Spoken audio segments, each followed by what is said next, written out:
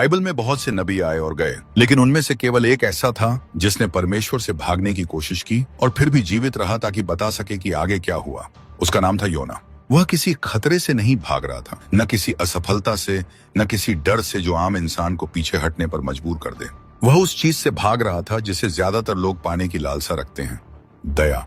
यह कहानी किसी ऐसे इंसान की नहीं है जो परमेश्वर को नहीं जानता था, बल्कि ऐसे इंसान की है जो परमेश्वर को बहुत अच्छी तरह जानता था। इतनी अच्छी तरह कि वह समझता था कि परमेश्वर कैसे सोचता है, उसका स्वभाव कैसा है और वह किन हालात में क्या करने वाला है। परमेश्वर ने योना को नीनवे भेजा था, एक ऐसे शहर में जो हिंसा, आतंक और निर्दयता का प्रतीक था। नीनवे अश्शूर साम्राज्य का हृदय था, वही साम्राज्य जिसने आसपास के देशों को कुचल रखा था, वही शक्ति जिसके नाम से पूरे इलाके में डर फैल जाता था। यह वह जगह थी जहां क्रूरता सिर्फ एक तरीका नहीं थी, बल्कि एक नीति थी, एक पहचान थी। और यही वह शहर था जहां परमेश्वर योना को भेज रहा था, यह कहने के लिए कि उनका अंत निकट है, कि उनकी बुराई परमेश्वर के सामने आ पहुंची है। बाहर से देखने पर यह एक न्याय का आदेश लगता था, एक चेतावनी जो विनाश से पहले दी जाती है। लेकिन योना जानता था कि इसके भीतर क्या छिपा है। वह जानता था कि चेतावनी अक्सर दया का पहला कदम होती है, कि जहां परमेश्वर बोलता है वहां अभी भी लौटने का मौका होता है। और यही बात योना के दिल को सबसे ज्यादा चुभ रही थी।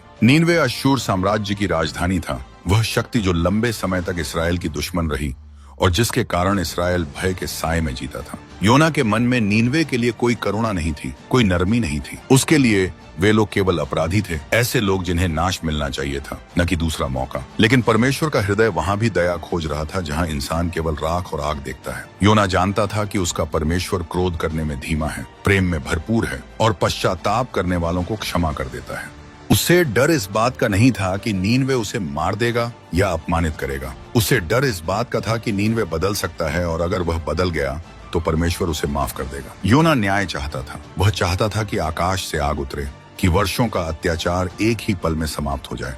लेकिन परमेश्वर वर्षों के पाप के बीच भी पश्चाताप की एक चिंगारी ढूंढ रहा था। यहीं पर योना के भीतर एक संघर्ष शुरू हुआ, ऐसा संघर्ष जो बाहर से दिखाई नहीं देता, लेकिन भीतर इंसान को तोड़ देता है।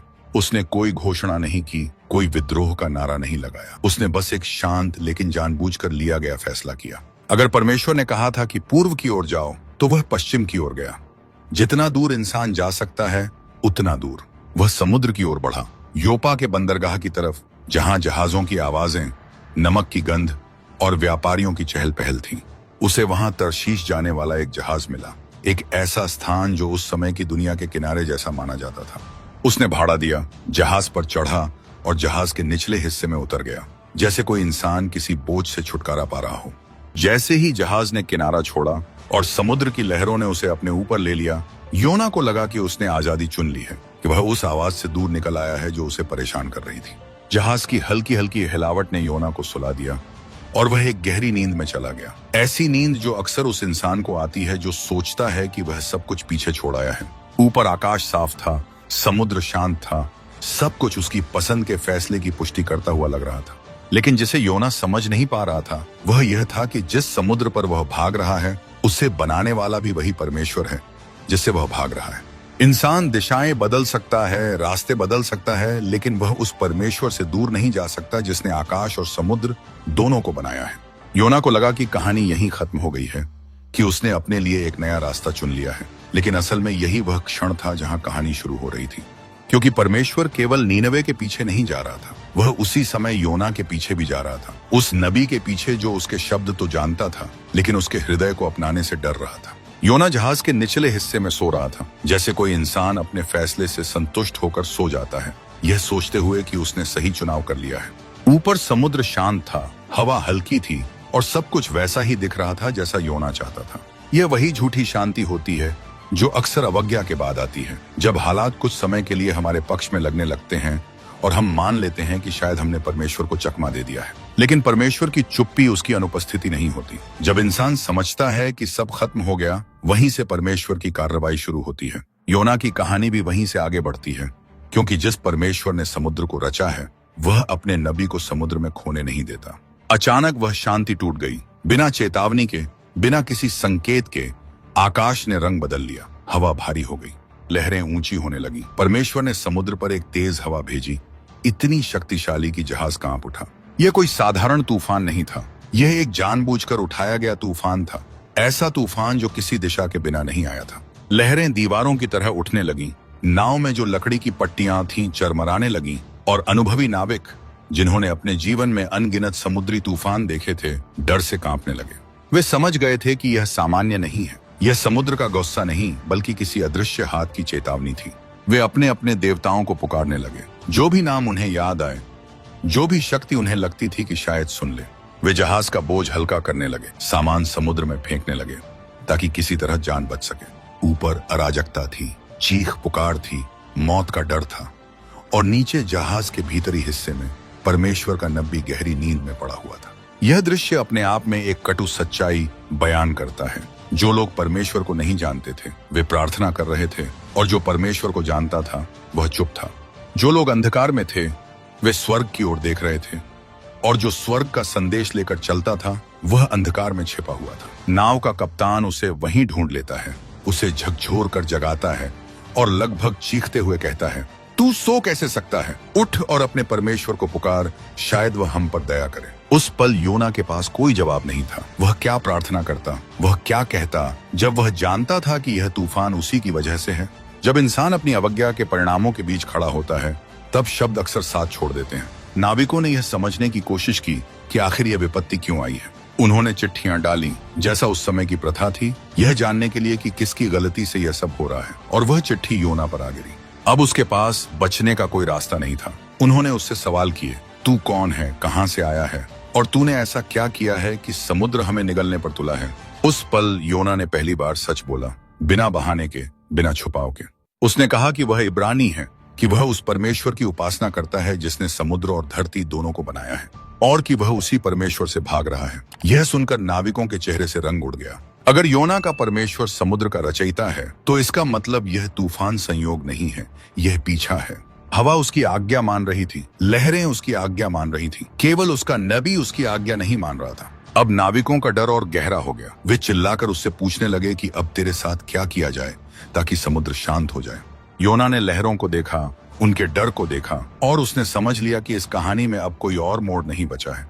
योना ने कहा कि मुझे उठाकर समुद्र में फेंक दो, तभी यह तूफान थमेगा। यह एक अजीब पल था। वही इंसान जो दया से भाग रहा था अब अपनी जान देकर दूसरों को बचाने को तैयार था।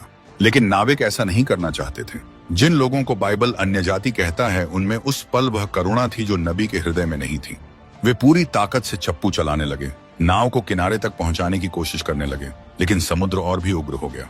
अंत में कांपते हाथों से उन्होंने योना के परमेश्वर से प्रार्थना की कि इस आदमी के खून का दोष उन पर ना आए, और फिर उन्होंने योना को समुद्र में फेंक दिया। जैसे ही उसका शरीर पानी में गिरा, समुद्र शांत हो गया, हवा थम गई, लहरें बैठ गईं। एक डरावनी अलौकिक शांति चारों ओर फैल गई। नाविक स्तब्ध होकर खड़े रह गए। उन्होंने उस परमेश्वर से भय खाया जिसकी शक्ति उन्होंने अपनी आंखों से देखी थी। जिस तूफान का उद्देश्य एक नबी को रोकना था, वही तूफान उन नाविकों के लिए उद्धार बन गया।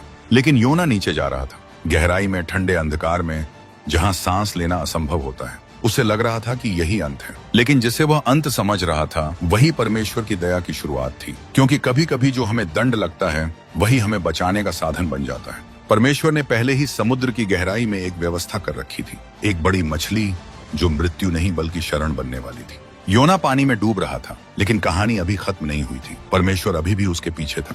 योना समुद्र में गिर चुका था, जहाज उसके ऊपर से दूर जा रहा था, और वह ठंडे अंधेरे पानी में अकेला रह गया था। जिस शांति ने नाविकों को घेर लिया था, वही शांति योना के लिए मौत का ऐलान बन गई थी। लहरें अब नहीं उठ रही थीं, हवा नहीं चिल्ला रही थी, लेकिन समुद्र का बोझ योना के शरीर पर पड़ने लगा था। पानी ने उसे अपनी पकड़ में ले लिया था, जैसे कोई विशाल हाथ उसे नीचे खींच रहा हो। योना नीचे जा रहा था, धीरे लेकिन निश्चित रूप से। ऊपर की रोशनी धुंधली होने लगी, आवाजें गायब हो गईं, और ठंड उसके शरीर के भीतर तक उतरने लगी। यह वही जगह थी जहां इंसान को एहसास होता है कि अब उसके पास कुछ भी नहीं बचा, न ताकत, न योजना, न कोई और रास्ता। उसने खुद को इस स्थिति में डाला था। उसने खुद समुद्र को चुना था, और अब समुद्र उसे निगल रहा था। पानी उसके सिर के ऊपर से बंद हो गया, सांस लेना मुश्किल हो गया। उसके चारों ओर अंधेरा था, ऐसा अंधेरा जो आंखों से नहीं बल्कि आत्मा से महसूस होता है। समुद्री घास उसके शरीर से लिपटने लगी जैसे कफन। हर पल उसके फेफड़ों में जलन बढ़ रही थी, और दिमाग में एक ही ख्याल गूंज रहा था, यह अंत है।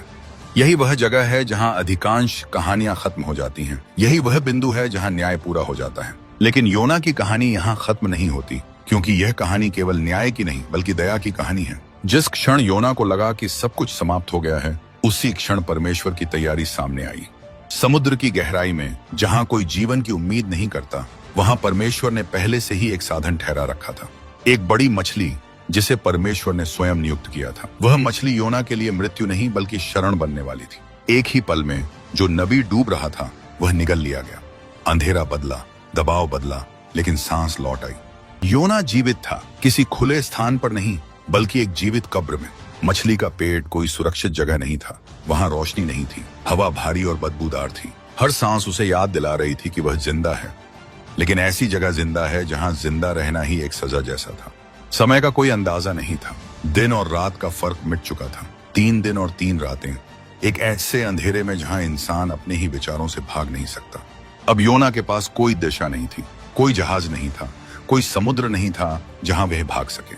अब उसके पास केवल एक चीज थी, परमेश्वर। और यही वह पल था जब उसने अंततः प्रार्थना की। न कोई औपचारिक शब्द, न कोई दिखावा, बस एक टूटी हुई आवाज जो गहराई से उठी। उस समय योना ने स्वीकार किया कि वह नीचे उतारा गया है, कि लहरें उसके ऊपर से गुजर चुकी हैं, कि उसका जीवन फिसल रहा था। उसने माना कि उसने परमेश्वर से मुंह मोड़ा था, लेकिन अब वही परमेश्वर उसकी आखिरी उम्मीद है। यह प्रार्थना किसी आरामदायक स्थान से नहीं उठी थी, यह अंधेरे से उठी थी, डर से, पछतावे से और उस एहसास से कि जिससे वह भाग रहा था वही उसे बचाने वाला है। उस अंधेरे में योना ने एक सच्चाई दोबारा सीखी। परमेश्वर से भागा जा सकता है, लेकिन उसकी दया से नहीं। वही दया उसे तूफान के जरिए रोके, समुद्र के जरिए तोड़े और अब मछली के पेट में रखे हुए थी। यह सजा नहीं थी, यह रोक थी, यह अंत नहीं था, यह विराम था। वहां उस जीवित कब्र में योना का बाहरी सफर रुक चुका था, लेकिन उसका अंदरूनी सफर शुरू हो रहा था। वह नबी जो दूसरों को चेतावनी देने भेजा गया था, अब खुद चेतावनी के बीच खड़ा था। और परमेश्वर जिसने उसे नीनवे के लिए बुलाया था, अब भी उसे छोड़ नहीं रहा था। मछली का पेट गहराई का प्रतीक था, जहां इंसान को अपने सच का सामना करना पड़ता है। और वहीं उसी अंधेरे में परमेश्वर धीरे धीरे योना के दिल पर काम कर रहा था। 3 दिन और 3 रातें उस अंधेरे में बीती, लेकिन वहां समय किसी घड़ी से नहीं मापा जा सकता था। वहां हर पल एक जैसा भारी था। योना मछली के पेट में था, लेकिन असल में वह अपने ही भीतर उतरा हुआ था। वह जगह जहां कोई भी इंसान स्वेच्छा से नहीं जाना चाहता, वही जगह परमेश्वर ने उसके लिए चुनी थी। बाहर से देखने पर यह दंड जैसा लगता है, लेकिन भीतर से यह दया का काम था। क्योंकि कभी कभी परमेश्वर हमें रोकने के लिए नहीं बल्कि बचाने के लिए गहराई में उतारता है। वहां उस जीवित कब्र में योना के पास न कोई सुनने वाला था, न कोई देखने वाला, न कोई प्रभावित करने वाला। वह अकेला था, पूरी तरह अकेला, और उसी अकेलेपन में उसकी प्रार्थना गहरी होती चली गई। उसने माना कि उसकी अवज्ञा ने उसे यहाँ पहुंचाया है, लेकिन उसने यह भी समझा कि अगर परमेश्वर ने उसे सच में छोड़ दिया होता तो वह सांस भी नहीं ले रहा होता। हर सांस इस बात का प्रमाण थी कि दया अभी खत्म नहीं हुई है। योना को याद आया कि जब उसका जीवन फिसल रहा था, जब चेतना धुंधली हो रही थी, उसी क्षण उसने प्रभु को पुकारा था और वही पुकार सुनी गई थी। समुद्र ने उसे निगल लिया था, लेकिन परमेश्वर ने समुद्र के भीतर भी एक रास्ता बना रखा था। यही वह सच्चाई थी जिसे वह पहले जानता था, लेकिन अब अनुभव कर रहा था कि उद्धार हमेशा खुले मैदान में नहीं आता। कई बार वह अंधेरे के भीतर छिपा होता है। उस अंधेरे में योना का दृष्टिकोण बदलने लगा। वह अब नीनवे के बारे में नहीं सोच रहा था, न अपने दुश्मनों के बारे में, न अपने डर के बारे में। वह अपने आप के बारे में सोच रहा था, अपने हृदय के बारे में, अपनी इच्छाओं के बारे में, उस नियंत्रण के बारे में जिसे वह परमेश्वर के हाथों से छीन लेना चाहता था। उसने यह स्वीकार किया कि वह परमेश्वर की इच्छा से भागा था, लेकिन वह परमेश्वर की उपस्थिति से कभी दूर नहीं जा सका। वह समझने लगा कि सच्ची आजादी दिशा बदलने में नहीं बल्कि समर्पण में होती है। मछली का पेट उसके लिए एक पाठशाला बन गया, जहां कोई शब्द नहीं बोले जा रहे थे, लेकिन हर पल कुछ सिखाया जा रहा था। वहां उसे यह भी एहसास हुआ कि जिस दया को वह नीनवे के लिए नहीं चाहता था, उसी दया पर उसकी अपनी जिंदगी टिकी हुई है। वह जिन लोगों को अयोग्य मानता था, वह स्वयं भी उसी श्रेणी में खड़ा था। यह एहसास आसान नहीं था, यह टूटने जैसा था, लेकिन टूटे बिना वह बदल नहीं सकता था। जब उसकी प्रार्थना पूरी हुई, जब उसके शब्द अंधेरे में गूंज कर लौट आए, तब परमेश्वर ने उत्तर दिया। कोई आवाज नहीं, कोई दृश्य नहीं, बस एक आदेश। वही परमेश्वर जिसने समुद्र को हिलाया था, अब मछली से बोल रहा था, और मछली ने उसकी आज्ञा मानी। अचानक गति बदली, दबाव बदला। योना को महसूस हुआ कि वह ऊपर की ओर बढ़ रहा है। फिर एक जोर का झटका लगा और मछली ने योना को बाहर उगल दिया। समुद्र के किनारे सूखी जमीन पर वह वहीं गिर पड़ा, कांपता हुआ, सांसें भरता हुआ, नमक और गंदगी से लिपटा हुआ। उसकी आंखें रोशनी से चकाचौंध हो गईं। आसमान ऊपर था, जमीन नीचे थी, वह जिंदा था। जो इंसान मृत्यु के सबसे करीब पहुंच चुका था, उसे जीवन वापस मिला था। यह कोई साफ सुथरी वापसी नहीं थी, यह एक टूटे हुए इंसान की वापसी थी जिसे दया ने खींचकर बाहर फेंक दिया था। और वहीं उसी किनारे पर कहानी ने सांस लेने का भी मौका नहीं लिया, क्योंकि परमेश्वर का बुलावा फिर से आया। वही शब्द, वही आदेश, कोई बदलाव नहीं, कोई नरमी नहीं। उठ, नीनवे जा और वही संदेश सुना जो मैं तुझे दूंगा। यह दूसरा मौका था, लेकिन बुलावा वही था। परमेश्वर ने न तो अपेक्षाएं बदली, न ही रास्ता बदला था, तो सिर्फ योना। वह अब वह इंसान नहीं था जो समुद्र की ओर भागा था। उसका शरीर थका हुआ था, लेकिन उसका विद्रोह टूट चुका था। उसने उठकर पूर्व की ओर चलना शुरू किया, उस शहर की ओर जिसे वह कभी देखना भी नहीं चाहता था। उसके कदम आज्ञाकारिता में थे, लेकिन उसका दिल अभी भी संघर्ष कर रहा था, क्योंकि कभी कभी इंसान सही दिशा में चलना शुरू कर देता है, लेकिन उसका हृदय अभी पीछे ही रह जाता है। योना चल रहा था, लेकिन उसका अंदरूनी परिवर्तन अभी पूरा नहीं हुआ था। और यही कारण था कि आगे जो होने वाला था, वह केवल नीनवे के लिए नहीं, बल्कि योना के लिए भी एक और परीक्षा बनने वाला था। जैसे जैसे वह नीनवे के करीब पहुंचता गया, शहर का आकार उसके सामने उभरने लगा। नीनवे कोई साधारण नगर नहीं था जिसे एक नजर में समझा जा सके। वह इंसानी घमंड का स्मारक था।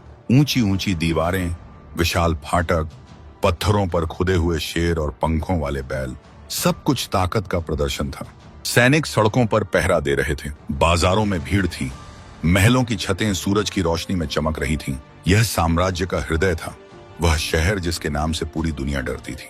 और योना जानता था कि इन्हीं गलियों में वे लोग चलते हैं जिन्होंने कैदियों को यातना देने के आदेश दिए थे, जिन्होंने हिंसा से अपनी दौलत बनाई थी, जिन्होंने पूरे राष्ट्रों को कांपने पर मजबूर किया था। हर दीवार, हर ईंट, हर छाया उसे याद दिला रही थी कि यह शहर दोषी है। खून की गंध जैसे हवा में बसी हुई थी। योना शहर के फाटक से भीतर दाखिल हुआ। उसने कोई मंच नहीं बनाया, उसने कोई लंबा उपदेश तैयार नहीं किया, उसने बहस नहीं की, तर्क नहीं दिए और लोगों को मनाने की कोशिश नहीं की। उसने वही कहा जो उसे कहा गया था, बस एक वाक्य, 40 दिन और नीनवे नाश हो जाएगा। न कोई आशा, न कोई शर्त, न कोई विस्तार। यह शुद्ध न्याय का संदेश था। ऐसा लगा जैसे योना ने जानबूझकर उसमें दया की कोई गुंजाइश नहीं छोड़ी हो। शायद उसके दिल में यह उम्मीद थी कि अगर संदेश कठोर होगा तो परिणाम भी कठोर होगा। लेकिन परमेश्वर का काम हमेशा इंसान की उम्मीदों के मुताबिक नहीं चलता।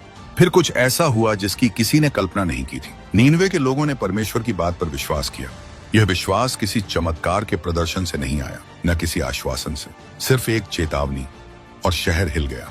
अमीर और गरीब, ताकतवर और कमजोर, सबने एक साथ प्रतिक्रिया दी। उपवास घोषित किया गया। लोग टाट पहनने लगे, जो शोक और पश्चाताप का प्रतीक था।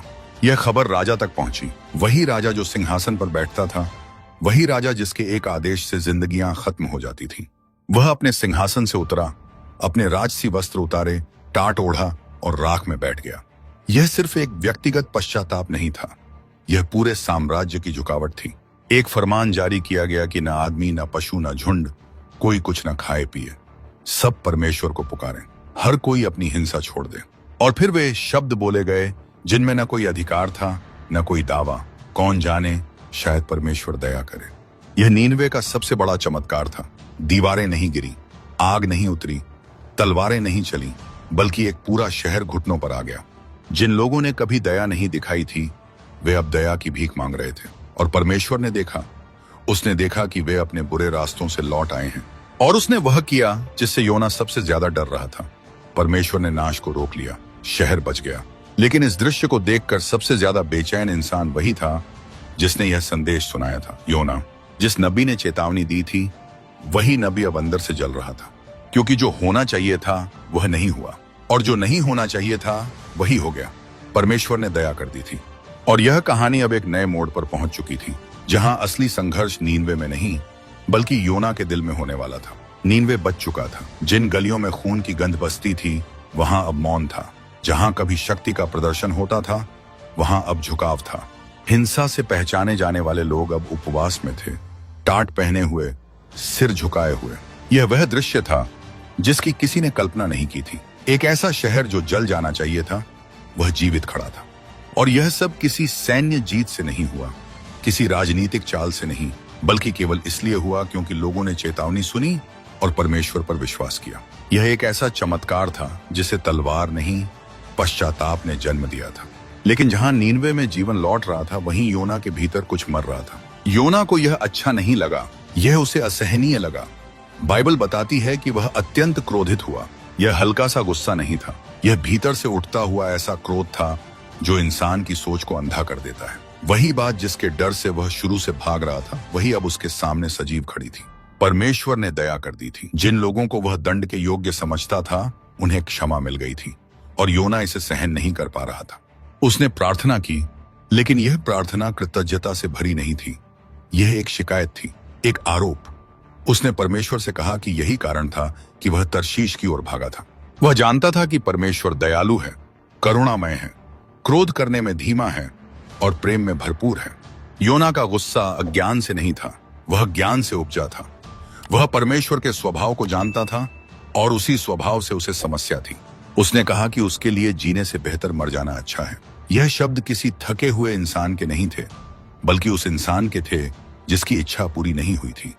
योना नहीं चाहता था कि नीनवे बच जाए। बात न्याय की नहीं थी, बात यह थी कि वह खुद तय करना चाहता था कि परमेश्वर किस पर दया करे और कहां दया रोक दे।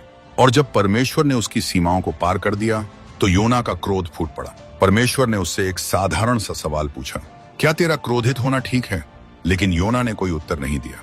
वह शहर से बाहर चला गया। उसने पूर्व दिशा में एक जगह चुनी, वहां अपने लिए एक अस्थायी छाया बनाई और बैठ गया। वह इंतजार करता रहा। उसे लगा कि शायद यह पश्चाताप ज्यादा देर न टिके, शायद परमेश्वर फिर अपना मन बदल ले, शायद अब भी आग गिरे। योना देखना चाहता था कि आगे क्या होगा। उसका शरीर तो आज्ञा मान रहा था, लेकिन उसका दिल अभी भी बदले से भरा था। वहां बैठा हुआ योना एक अजीब स्थिति में था। उसने परमेश्वर का आदेश पूरा किया था, लेकिन प्रेम के बिना। उसने परमेश्वर का संदेश तो दे दिया, लेकिन उसका दिल उस संदेश जैसा नहीं था। वह नबी था, शास्त्र जानता था और परमेश्वर की बातें ठीक ठीक कह सकता था। फिर भी वह परमेश्वर की दया और सोच को अपने जीवन में दिखा नहीं पा रहा था। और यहीं से कहानी का सबसे सूक्ष्म और गहरा पाठ शुरू होता है। परमेश्वर ने एक पौधे को उगाया जो रातों रात योना के ऊपर छाया बन गया। धूप से राहत मिली और योना बहुत प्रसन्न हुआ। यह पहली बार था जब नीनवे की घटना के बाद उसे किसी चीज से खुशी मिली। लेकिन अगली सुबह परमेश्वर ने एक कीड़े को नियुक्त किया, जिसने उस पौधे को काट दिया। पौधा सूख गया। फिर एक तपती हुई पूर्वी हवा चली। सूरज की गर्मी योना के सिर पर पड़ी और वह फिर से टूट गया। उसने फिर वही बात कही कि उसके लिए मर जाना बेहतर है। परमेश्वर ने फिर सवाल पूछा, इस बार पौधे के बारे में। क्या तू इस पौधे के लिए क्रोधित होना ठीक समझता है? और योना ने कहा, हाँ, इतना कि मर जाऊं। तब परमेश्वर ने वह अंतिम बात कही जो पूरी पुस्तक का केंद्र है। उसने कहा कि तू उस पौधे के लिए दुखी है जिसके लिए तूने कोई परिश्रम नहीं किया, जो एक रात में उगा और एक रात में नष्ट हो गया। फिर परमेश्वर ने पूछा, क्या मुझे नीनवे जैसे बड़े नगर पर दया नहीं करनी चाहिए, जहां 1,20,000 से ज्यादा लोग हैं जो सही और गलत का भेद नहीं जानते, और बहुत से पशु भी हैं? यह सवाल हवा में लटक गया। कोई जवाब नहीं दिया गया। पुस्तक वहीं समाप्त हो जाती है।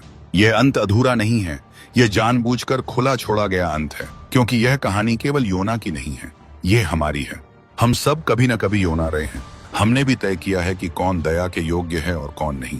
हमने भी चाहा है कि हमारे लिए परमेश्वर दयालु हो, लेकिन दूसरों के लिए कठोर। हम भी न्याय दूसरों के लिए और क्षमा अपने लिए चाहते हैं।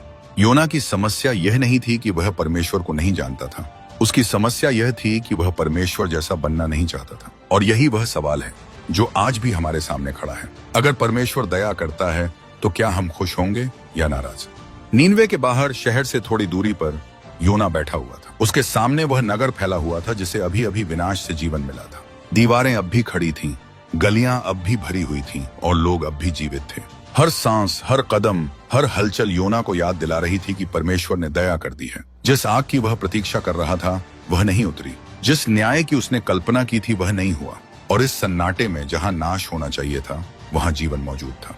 योना का शरीर शहर से बाहर था, लेकिन उसका मन अब भी उसी जगह अटका हुआ था जहां वह शुरू से था, प्रतिशोध में। उसने अपने लिए एक छोटी सी झोंपड़ी बनाई, कुछ डालियां जोड़कर एक अस्थायी छाया खड़ी की और वहीं बैठ गया। वह देखता रहा। शायद यह पश्चाताप टिकेगा नहीं, शायद परमेश्वर फिर से अपना निर्णय बदलेगा, शायद थोड़ी देर बाद न्याय आएगा।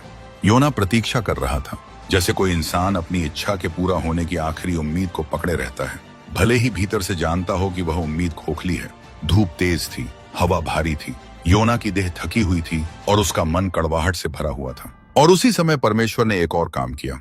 उसने एक पौधे को उगाया कोई साधारण पौधा नहीं, बल्कि ऐसा पौधा जो तेजी से बढ़ा, जिसकी पत्तियां चौड़ी थीं और जिसने योना के सिर पर गहरी छाया बना दी। अचानक धूप की मार कम हो गई, शरीर को राहत मिली। उस तपती हुई गर्मी में यह पौधा एक छोटे से चमत्कार जैसा था, और बाइबल बताती है कि योना उस पौधे के कारण बहुत प्रसन्न हुआ। यह एक अजीब सी खुशी थी। नीनवे के बच जाने पर वह प्रसन्न नहीं हुआ था, हजारों लोगों के जीवन पर वह नहीं पिघला था, लेकिन अपने आराम पर, अपनी सुविधा पर वह खुशी से भर गया। यह पहली बार था जब उसकी भावनाएं सकारात्मक दिशा में झुकी, और वह भी किसी और के लिए नहीं, केवल अपने लिए। लेकिन यह राहत टिकने वाली नहीं थी। अगली सुबह जब सूरज उगा, परमेश्वर ने एक और छोटी सी व्यवस्था की। उसने एक कीड़े को नियुक्त किया। कोई बड़ा तूफान नहीं, कोई भयानक चिन्ह नहीं, बस एक छोटा सा कीड़ा, और उसी कीड़े ने पौधे को काट दिया। पौधा मुरझा गया, पत्तियां झुक गईं, छाया गायब हो गई। फिर परमेश्वर ने एक तपती हुई पूर्वी हवा भेजी। सूरज की गर्मी सीधे योना के सिर पर पड़ने लगी। उसका शरीर फिर से थक गया, उसकी सांसें भारी हो गईं, और वही भावना जो पहले नीनवे के लिए उठी थी, अब फिर उसके भीतर उमड़ आई, मर जाने की इच्छा। उसने कहा कि उसके लिए जीने से बेहतर मर जाना है। यह शब्द सुनने में निराशा जैसे लगते हैं, लेकिन इनके पीछे निराशा से ज्यादा जिद थी। वह उस दुनिया में जीना नहीं चाहता था जहां परमेश्वर उसकी सीमाओं के अनुसार काम न करे। तब परमेश्वर ने उससे फिर सवाल पूछा, इस बार नीनवे के बारे में नहीं, बल्कि उस पौधे के बारे में। क्या तेरा इस पौधे के लिए क्रोधित होना ठीक है? और योना ने बिना रुके कहा, हाँ, इतना कि मर जाऊं। यह जवाब अपने आप में बहुत कुछ कह देता है। वह उस चीज के लिए दुखी था जो एक रात में आई और एक रात में चली गई, जिसके लिए उसने कोई मेहनत नहीं की, जिसे उसने बोया नहीं, जिसे उसने सींचा नहीं। फिर परमेश्वर ने बात को खोलकर सामने रख दिया। उसने कहा कि तू उस पौधे पर दया करता है जो क्षणिक था, अस्थायी था, लेकिन उस महान नगर पर दया करने को तैयार नहीं है, जहां 1,20,000 से ज्यादा लोग रहते हैं, जो सही और गलत का भेद नहीं जानते, और जिनके साथ बहुत से पशु भी हैं। यह तुलना अचानक योना के सामने आईने की तरह खड़ी हो गई। एक पौधा और एक शहर, एक छाया और हजारों जीवन, एक रात की सुविधा और पीढ़ियों का भविष्य। यहीं पर पुस्तक समाप्त हो जाती है। कोई जवाब नहीं। योना की तरफ से कोई पश्चाताप नहीं लिखा गया, कोई सुधार नहीं दिखाया गया, बस एक सवाल जो हवा में टंगा रह जाता है। और यह सवाल केवल योना के लिए नहीं था, यह हर उस इंसान के लिए था जो परमेश्वर पर विश्वास करता है। क्या हमें अपनी सुविधा से ज्यादा लोगों की परवाह है? क्या हमारी करुणा हमारी सीमाओं तक जाती है या परमेश्वर की तरह आगे बढ़ती है? क्या हम उस दया को स्वीकार कर सकते हैं जो हमारे दुश्मनों तक पहुंचती है? योना की कहानी समुद्र से शुरू नहीं हुई थी और मछली पर खत्म नहीं हुई। वह असल में यहाँ खत्म होती है, एक सवाल पर, क्योंकि परमेश्वर जवाब नहीं थोपता। वह हृदय को सामने रख देता है और कहता है, अब देखो और तय करो कि तुम्हारा हृदय मेरे जैसा है या नहीं। योना की कहानी यहीं आकर सिर्फ इतिहास नहीं रह जाती। यह किसी पुराने नबी की विफलता की रिपोर्ट नहीं है, बल्कि एक आईना बन जाती है। क्योंकि अगर हम ईमानदारी से देखें तो इस कहानी में नीनवे से ज्यादा पहचान हमें योना से होती है। हम उसके डर को समझते हैं, हम उसके गुस्से को समझते हैं, हम उसकी दुविधा को समझते हैं, और यही कारण है कि यह कहानी आज भी जीवित है। क्योंकि योना कोई अपवाद नहीं था, वह इंसानी हृदय का प्रतिनिधि था। वह उस संघर्ष की तस्वीर था जो हर उस व्यक्ति के भीतर चलता है जो परमेश्वर को जानता तो है, लेकिन हर बार उसके जैसा बनना नहीं चाहता। योना की सबसे बड़ी समस्या यह नहीं थी कि उसने परमेश्वर की आज्ञा नहीं मानी, वह तो अंत में मान ही गया। उसकी असली समस्या यह थी कि वह चाहता था कि परमेश्वर उसकी सोच के अनुसार काम करे। वह चाहता था कि दया उसके नियंत्रण में हो, कि कुछ लोग क्षमा के योग्य हों और कुछ नहीं, कि कुछ लोगों पर परमेश्वर नरम हो और कुछ पर सख्त। और अगर हम सच बोलें तो यही संघर्ष हमारे भीतर भी चलता है। हम अपने लिए दया चाहते हैं, लेकिन दूसरों के लिए न्याय। हम चाहते हैं कि जब हम गिरें तो परमेश्वर हमें समझे, लेकिन जब कोई और गिरे तो उसे सबक सिखाया जाए। हम अपने इरादों को हालात के नाम पर सही ठहराते हैं, लेकिन दूसरों के कामों को उनके चरित्र की कमी कहकर खारिज कर देते हैं। योना यही कर रहा था। फर्क बस इतना था कि उसकी कहानी लिखी गई और हमारी अक्सर छुपी रह जाती है। यहीं से हमारा नीनवे कौन है वाला सवाल पैदा होता है। नीनवे सिर्फ एक शहर नहीं था, नीनवे वह जगह है जहां हमारी दया रुक जाती है। वह व्यक्ति जिसे हम कभी माफ नहीं करना चाहते, वह समूह जिसके बारे में हम सोचते हैं कि ये लोग नहीं बदल सकते, वह पाप जिसे हम अपने लिए तो कमजोरी कहते हैं लेकिन दूसरों के लिए अक्षम्य मानते हैं। हमारा नीनवे वह सीमा है जहां हम चाहते हैं कि परमेश्वर हमारी तरह सोचे, और जब वह ऐसा नहीं करता तो हम भीतर ही भीतर खिन्न हो जाते हैं। हम सेवा तो करते हैं लेकिन खुशी के बिना, हम आज्ञाकारिता निभाते हैं लेकिन प्रेम के बिना। हम चर्च जाते हैं, प्रार्थना करते हैं, सही शब्द बोलते हैं, लेकिन दिल के किसी कोने में यह इच्छा छुपी रहती है कि कुछ लोगों को परमेश्वर की दया न मिले। योना की कहानी यह भी दिखाती है कि धार्मिक ज्ञान और बदला हुआ हृदय एक ही चीज नहीं है। योना परमेश्वर के स्वभाव को जानता था। वह उसे शब्दशः बता सकता था, दयालु, करुणामय, क्रोध करने में धीमा और प्रेम में भरपूर। लेकिन उसे उस स्वभाव को जीना नहीं आता था। और यही अंतर आज भी हमें चुनौती देता है। हम सही सिद्धांत जानते हैं, हम सही आयतें जानते हैं, हम सही भाषा जानते हैं, लेकिन जब वही दया हमारे दुश्मनों, हमारे विरोधियों या उन लोगों तक पहुंचती है जिनसे हमें चोट लगी है, तब हमारा विश्वास हिलने लगता है। तब हमें लगता है कि परमेश्वर शायद ज्यादा ही उदार हो गया है। और यहीं पर हम योना बन जाते हैं, शहर के बाहर बैठे हुए, यह देखते हुए कि कहीं परमेश्वर अपना मन न बदल ले। परमेश्वर ने योना के जीवन में जो किया वह सिर्फ उसे आज्ञाकारी बनाने के लिए नहीं था। उसने तूफान भेजा ताकि उसे रोके, उसने मछली भेजी ताकि उसे बचाए, उसने नीनवे भेजा ताकि उसे नम्र करे, उसने पौधा दिया ताकि उसे दिखाए कि वह किस बात पर खुश होता है, और फिर पौधा ले लिया ताकि उसे यह समझा सके कि उसका हृदय कितना सीमित है। हर चरण में परमेश्वर योना को न सिर्फ सही रास्ते पर ला रहा था, बल्कि सही हृदय की ओर भी बुला रहा था।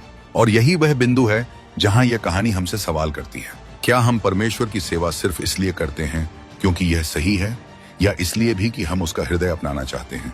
योना की कहानी इस सच्चाई पर खत्म होती है कि परमेश्वर किसी को मजबूर नहीं करता। वह सवाल पूछता है, वह सामने रख देता है, वह कहता है, देखो और तय करो, क्या तुम्हारी करुणा सिर्फ तुम्हारी सुविधा तक सीमित है, या वह वहां तक जाती है जहां मेरी जाती है? क्या तुम मेरी आवाज तो ढो रहे हो, लेकिन मेरा हृदय नहीं? यह कहानी हमें असहज करती है, क्योंकि यह हमें नीनवे से नहीं, खुद से भिड़ाती है। और शायद यही इसका उद्देश्य था, क्योंकि परमेश्वर का असली काम शहरों को बदलना नहीं होता। वह पहले नबियों के दिल बदलना चाहता है, और जब दिल बदलते हैं तब शहर अपने आप बदल जाते हैं। योना की कहानी किसी निष्कर्ष के साथ समाप्त नहीं होती। इसमें कोई साफ जवाब नहीं दिया गया। न यह लिखा है कि योना बदल गया, न यह कि वह वहीं का वहीं रह गया। कहानी अचानक रुक जाती है, जैसे किसी ने आखिरी पन्ना जानबूझकर खाली छोड़ दिया हो।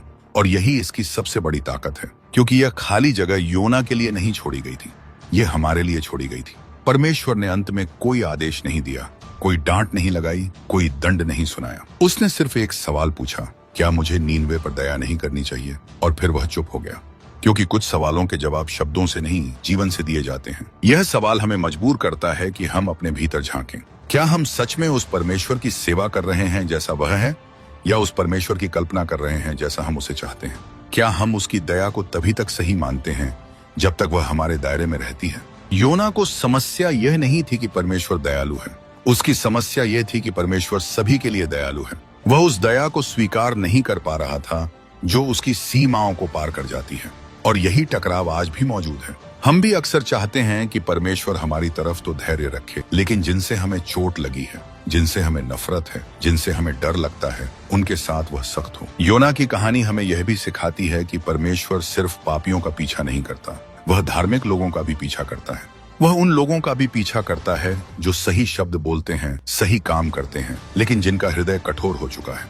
योना एक नबी था, उसने परमेश्वर की आवाज सुनी थी, उसने चमत्कार देखे थे, फिर भी उसका हृदय संकुचित था। इसका मतलब यह है कि विश्वास की भाषा जान लेना और विश्वास का स्वभाव अपना लेना दो अलग बातें हैं। और परमेश्वर दोनों को एक जैसा नहीं मानता। वह सिर्फ हमारी आज्ञाकारिता नहीं चाहता, वह हमारी करुणा भी चाहता है। यही कारण है कि यह कहानी नीनवे पर नहीं रुकती, ये हम पर आकर रुकती है। हमारा नीनवे कौन है? वह व्यक्ति जिसे हम कभी माफ नहीं करना चाहते, वह समुदाय जिसे हम बदलने लायक नहीं मानते, वह पाप जिसे हम अपने लिए तो कमजोरी कहते हैं लेकिन दूसरों के लिए अक्षम्य मानते हैं। यह कहानी हमसे यह नहीं पूछती कि क्या हम सही और गलत जानते हैं, यह पूछती है कि जब परमेश्वर किसी ऐसे व्यक्ति पर दया करता है जिसे हम छोड़ चुके हैं, तब हमारे भीतर क्या उठता है, खुशी या नाराजगी? योना भागा, लेकिन उसे पता चला कि परमेश्वर हर जगह मौजूद है। वह गहराई में उतरा, लेकिन वहां भी दया उसका इंतजार कर रही थी। उसने न्याय का संदेश सुनाया, लेकिन वह दया में बदल गया। और फिर वह बाहर बैठा रहा, यह सोचते हुए कि काश दया जीत न जाती। यह कहानी हमें यह दिखाती है कि परमेश्वर का प्रेम हमारे नियंत्रण में नहीं है, वह हमारी सीमाओं से बंधा नहीं है। वह उन जगहों तक पहुंचता है जहां हम नहीं जाना चाहते, और यही उसे परमेश्वर बनाता है। अगर उसकी दया सिर्फ हमारे जैसे लोगों तक सीमित होती तो वह दया नहीं पसंद होती। कहानी यहीं समाप्त होती है, लेकिन सवाल बना रहता है, जब परमेश्वर दया करता है तो हम क्या करते हैं? क्या हम उसके साथ खड़े होते हैं या उसके खिलाफ मन ही मन खड़े हो जाते हैं? क्या हम उस प्रेम में आनंदित होते हैं या उसे अनुचित समझते हैं? क्योंकि अंत में योना की यात्रा समुद्र के पार नहीं थी, वह उसके भीतर थी, और वही यात्रा आज भी जारी है। हमारे भीतर। परमेश्वर आज भी वही सवाल पूछ रहा है और जवाब आज भी हमसे मांग रहा है। अगर ये वीडियो आपको अच्छी लगी हो तो इससे अपने परिवार और दोस्तों के साथ जरूर शेयर करें और हमारे चैनल बाइबल ट्यूब को सब्सक्राइब करना न भूलें ताकि आप ऐसे ही और आत्मिक संदेश पा सकें। परमेश्वर आपको और आपके पूरे परिवार को अपनी भरपूर आशीषों से भर दे। जय मसीह की।